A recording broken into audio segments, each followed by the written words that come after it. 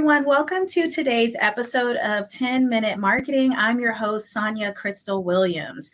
So today I have a guest joining us, SirDarryl Roundtree. And SirDarryl, you have got a background in logistics. You are basically the logistics expert. When I think of logistics, I think of you. I didn't know what 3PL or 4PL meant until I met you. So y'all, we're here today to talk to SirDarryl about his company, ZipShip, and how he's been able to grow that company in such a short period of time and what's been working for you in your business. So thanks for being here, SirDarryl. Oh, thank you for having me. And I'm glad to hear that the learning stuck, right? 3PL and 4PL. So thank you. That's right.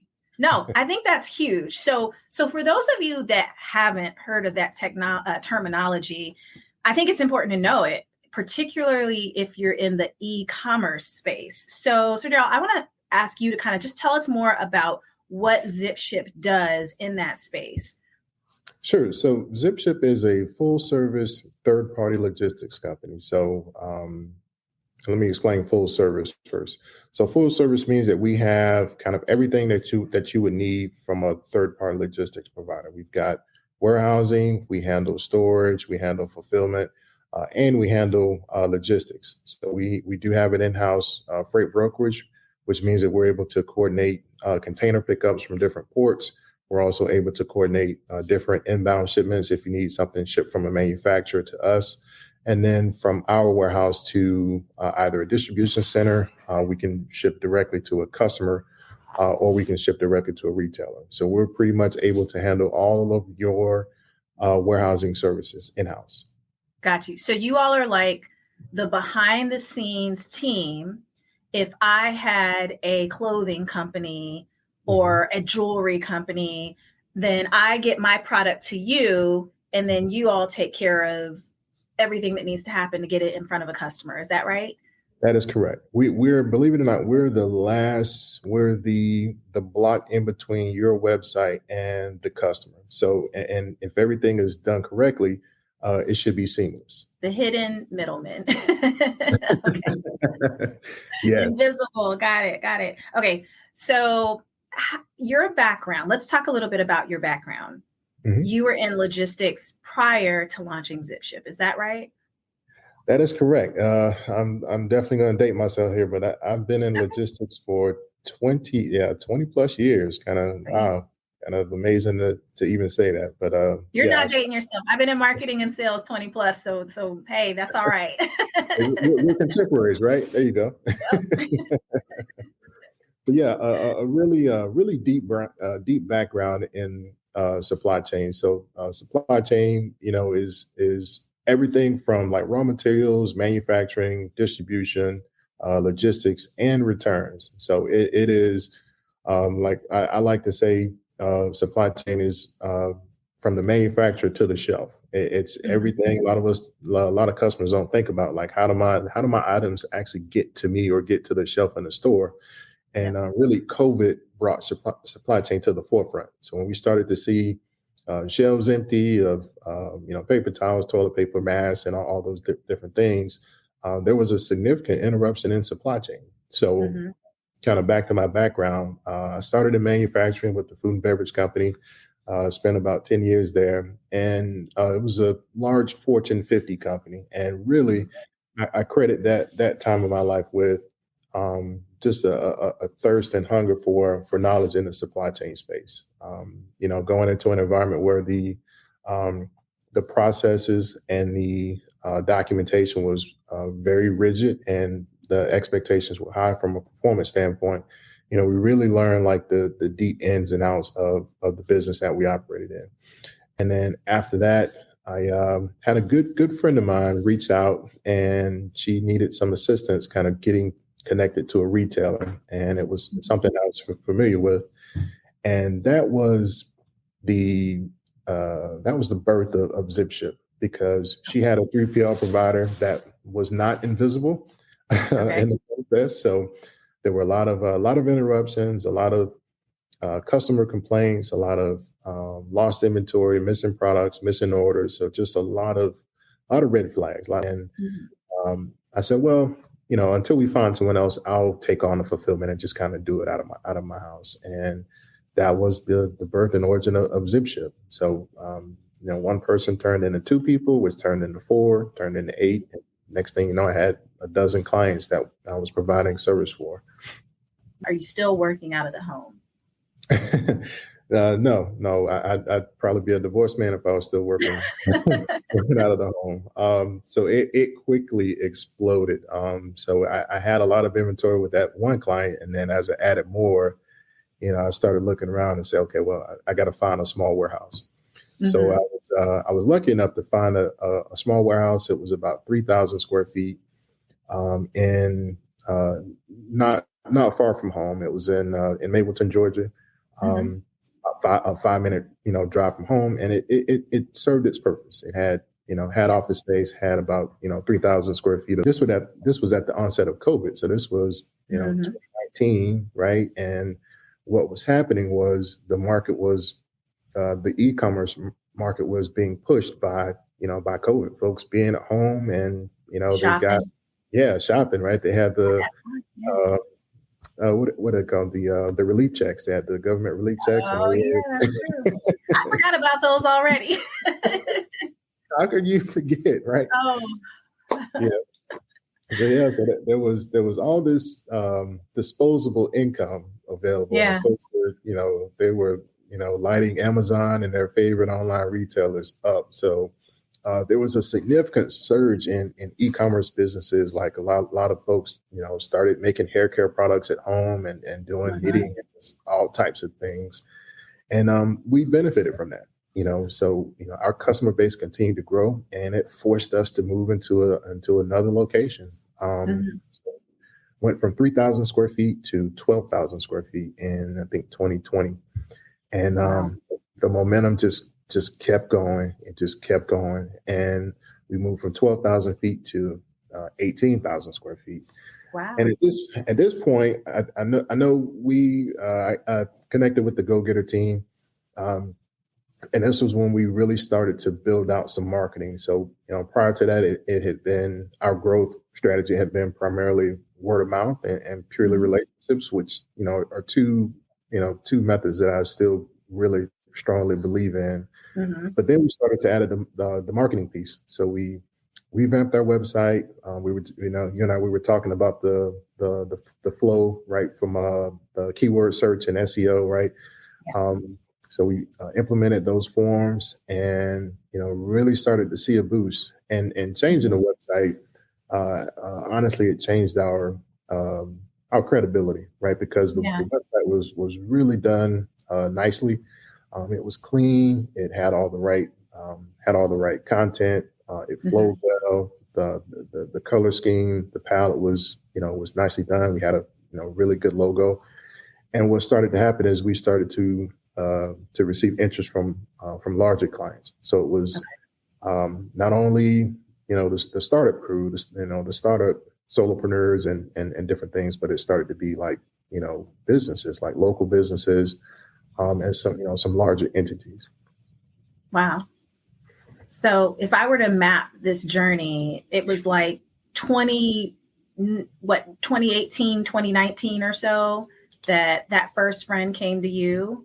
Mm-hmm. So someone relationship, which is still huge. I always tell people it's great. And, I specialize in helping people with online marketing, but nothing replaces the relationships you have, the face-to-face communication, getting out and putting yourself in front of people, especially in startup phase. But to map out what happened with you. So 2019-ish, 2018-ish, you start, and then you said it quickly multiplied through relationships, word of mouth. This person told that person, this e-commerce business owner told that one. And then by 2020, it was like, whoa, and COVID helped, which is good. It's pretty amazing. Yeah. And it really is a great story. I mean, the nights that I sit up kind of worrying about what's next, I reflect back to the story kind of, my barber said something to me and it was really profound. It was, he said, D, the person you are today is preparing you for the person that you're going to be tomorrow. And mm-hmm. it's an endless cycle of that. So, when we talk about relationships and we talk about investing in yourself, Mm-hmm. The person that you are today is a result of the investment that you made yesterday and the week prior and the year prior. And you're Yeah. starting to see that manifestation now.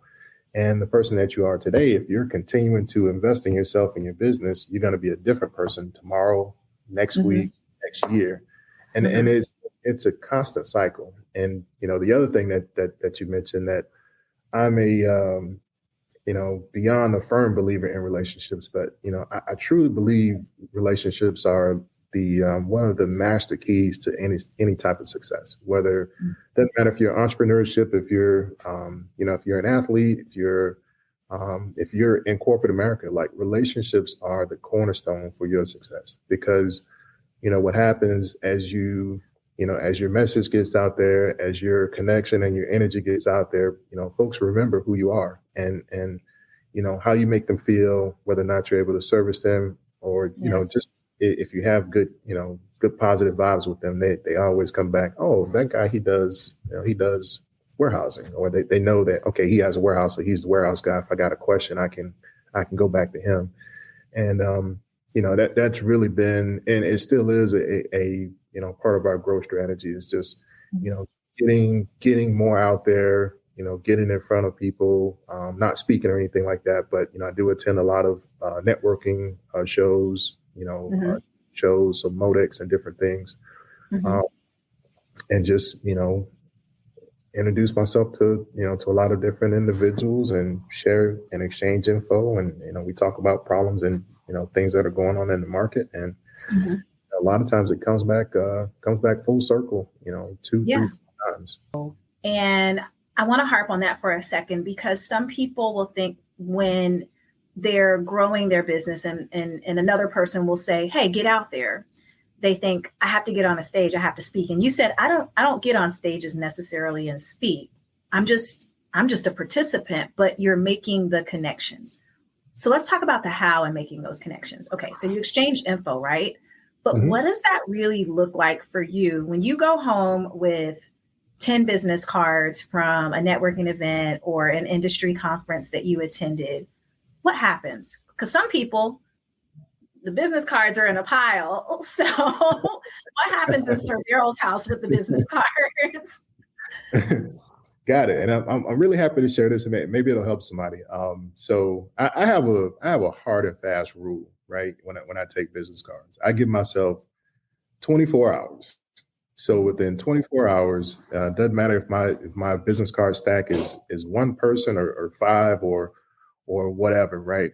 I need to get a message, a thank you message, within 24 hours. So if I take a business card, I'll make some notes. I will make a concerted effort to respond within 24 hours. That means I just came back from the National Retail Federation up in New York, right? So I probably had 20 or 30 business cards. So what that looks like is, when I got back to the hotel, every day it was a 3 event. Every day I got back, I had 5 or 6 business cards. I would, I cheat a little bit now. Now I use Chat GPT to come up with the. That's good. That's all right. At least the framework for the email. And of course, I'll change it and modify it. But I come up with the email. Hey, it was great to meet you.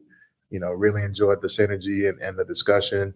And I send that email, and I also include a Calendly link. So say, hey, it was great connecting. I know we talked about setting up some time to talk, but I'll include my Calendly link, so that they can actually follow up and, hey, I want to connect. Let's set up a meeting and follow up and reconnect to further the discussion. So that piece is really been successful for me. It's really it does a couple things, like from I know we talk about relationships and kind of being what's the word I'm looking for? Authenticity, right? And folks value time, and if you're respectful of folks' time, and you connect, and you got that good positive vibe, from that initial interaction, and when folks see that you're authentic, and hey, we met, I want to make sure we keep the connection hot, keep it alive, you reach out quickly, that goes a long way. I mean, it really does. And I've had multiple people, when they do reply to an email, they say, hey, I really appreciate the fact that you that you kept the continuity going. That says a lot, and it means a lot. And, those relationships, just continue forward. So, respond in 24 hours is the first rule that I follow. The second one is, authenticity. Go into the relationship, authentic, your true self. That my second rule. And third rule is following up and just, keeping the connection alive. And whether that's, certainly not daily, because that's probably too aggressive, but, after the initial conversation, maybe a week, then 2 weeks, and then you kind of let it tail off if there's nothing really brewing. And, those rules have really, helped me grow the business, helped me build new relationships. And I got a quick story. It's helped like scale relationships. And what I mean by scale is, let's say you meet a person, and at the time it's not a good fit for you and that person to kind of move forward, but it's a good connection, good relationship, and that person runs into someone else that has a need, and they're able to say, oh, I just met somebody that works in this space. Let me refer you to. So here recently, I'll do kind of a shameless plug, but we just started a new relationship with international supply partners, and they're an industrial supply company. Well, they just secured a very large RFP with a large enterprise level client, and they were looking for support, looking for a resource. Well, a person that I met, maybe 3 weeks ago, introduced me to the CEO of International Supply Partners. And through that introduction, through that relationship, we're now going to partner with ISP and supporting that RFP. So just that's, a quick testament to the power of relationships, to the power of genuine connection, through, just looking to be a resource, looking to be, of service, and looking to support, the entrepreneurial network. There's a lot of opportunities that can come through that method.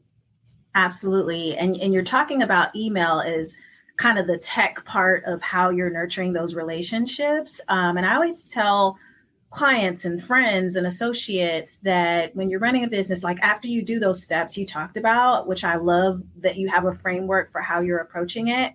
The final step, is like you said, like you're going to directly email those people. And then eventually, you're checking in with them, you don't hear anything, put them in your email list. If as long as your email list isn't sending out a daily email, if you send out an email every other week or once a month and it's high value and informational, that was one of the first things I did when I started growing my marketing agency. When I would meet people at events, and when I contacted them, I would say, is it okay if I also put you on my email list? I dropped some really great information, and I really didn't get anyone that said no, so most people are open to that, as long as, and I would give them the heads up. So that's really sound advice. There's one more topic I want to talk about. And that is, you also mentioned that you initially launched without, let's just say branding in place, right? The logo, the color scheme and all that. So that came in retrospect for you a couple of years into the business. And then once you got there, that has worked for you as well. I want to talk about that a little bit too. And just kind of the value of that. So for you, what are the steps, I guess I would say, investment wise? And you and I work closely together when you were in that phase, of course, but just from your point of view as the business owner, how did you look at, hey, I got to get a website up and I'm hoping that this website will deliver some leads to me. What did that look like for you? So during that time, it was certainly hire an expert, right? So at the time, we were still in growth phase within the business, so there was a lot of activity. I was still very, very, very much hands-on in like the day-to-day operation. Even though we were, training new associates, we had, still building the team, still very, very much hands-on with like the day-to-day operation. And at the end of the day, I made some attempts to try to like do a website and some of the marketing things, and just quickly realized like, okay, this is not my area of expertise, and I know it.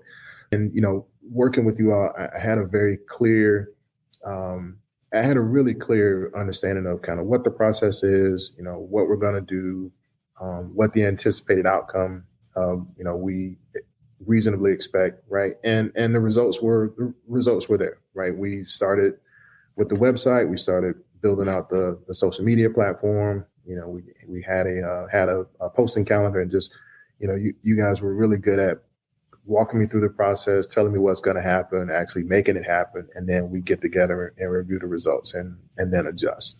And, for us, the return on investment was certainly there.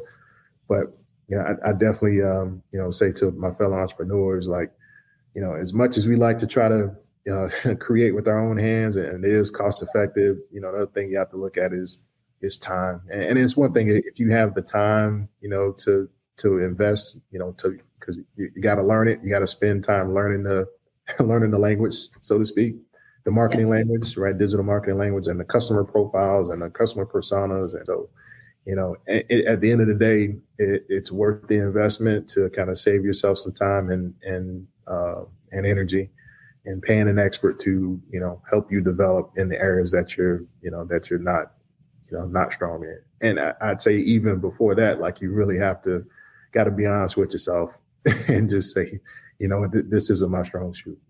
Yeah. Let me rely on. Don't try to do it all.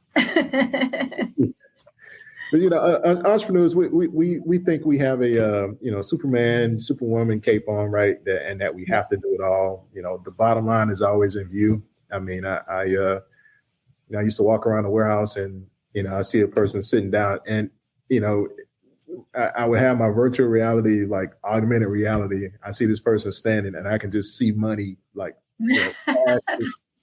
just flying. All right. Going down the drain. Going down the drain, just flying around. I'm like, oh man, look, you got to do some work, fella. I'm sorry. You can't just stand around. I hear you.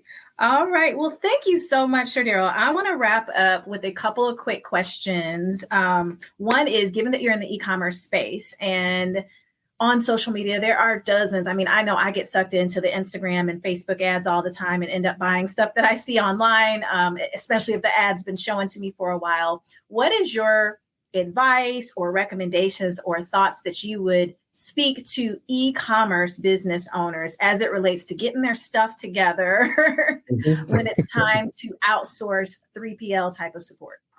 Sure. So the first thing is kind of know where you are from a business standpoint, and kind of a peek behind the curtain. Our sweet spot, our ideal customer that we look for is at the tipping point when the balance between sales, marketing, and the warehouse operation is starting to teeter more toward the operation. So if you're at a point where you're spending, in an 8-hour day, you're spending 4 hours doing your own picking, your own packing, your own shipping, right? Mm-hmm. If you're spending more than half your day in that part of the operation, you probably, want to start to consider, right? Even with your own internal team, because, a lot of entrepreneurs that they try to hire, they hire internally, they hire people to do that. Mm-hmm. But then, even with doing that, like, you still get to a point where it's, you got like space limitations, like you're still working out of your home. You got folks, you're working out of your basement. Like, I met a young lady the other night. The other day, she was doing her fulfillment out of her basement, and she's doing, 500, 600, 700 orders a day out of her basement. And she's just like, it's too much. Like, it's taking over my house, and then develop a checklist. And on that checklist, for when you start to look for 3PL partners, look for, I'd say, proximity. So if you're a local business, and, ideally you want to have a local 3PL. So if you need to go visit the warehouse, you can. Most 3PLs, they have a 24-hour policy. If you let them know, within 24 hours, you can go by and see them. So local is preferred. When it comes to pricing, you want to target, I'd say, anywhere from like 15 to 25% of kind of what your product is. So let's say you got a product that sells for $10, right? You want to get your fulfillment done for, $2 to $3. Oh, I'm sorry, 10 to 15. So $1 to $1.50, maybe $1.75. And then in that same breath, kind of look at the range of services that they offer as well. So Okay. is it just fulfillment, like, warehousing, storage and fulfillment, or are there some additional services that they offer? And finally, last but definitely not least, is customer service, right? So Okay. you absolutely want a dedicated account representative. You want one throat to choke, like I like to say. Like you want to be able to pick up the phone and call someone and say, hey, I've got an issue, I've got a problem, can you help me? And if you're not able to reach that person, do they have another mechanism, email or phone number that you can get connected to the 3PL and get some support? Perfect. SirDarryl, how can people get in touch with you, find more information, and do you have any special promotions or offers for anyone who would want to take advantage of your service? Sure. So you can reach us at our website, first and foremost, www.zipshipUSA.com. So zipshipusa.com.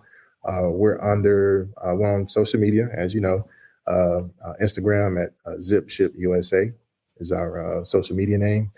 And then if you're just looking for general info at zipshipusa.com, and you'll get myself or someone from our team to respond. And we do have a full suite of services that we offer, everything that I just mentioned, including a dedicated account manager. And we've just launched that public locker network is really a growing thing. I know you and I, we talked about it a while back, but we have finally launched our technology, our app. It's called ShipSafe Network. It's available on Google Play and Apple, the Apple Store, and Shopify. So if you're a Shopify owner and you're looking to gain access to the growing public locker network, we've got about 1,000 locations nationwide right now, but that number is growing extremely, extremely quickly. Wow. And it enables your Shopify clients to ship stuff into a locker so they can avoid porch piracy and have a lot more control of their shipments, downstream. And you can also process returns. Wow. A lot of amazing things in the works for you. Everyone, I will drop those links so you can access them if you want to check it out. Thank you so much again, SirDarryl, for being a part of our show. For everyone else, until next time, thank you. Thank you.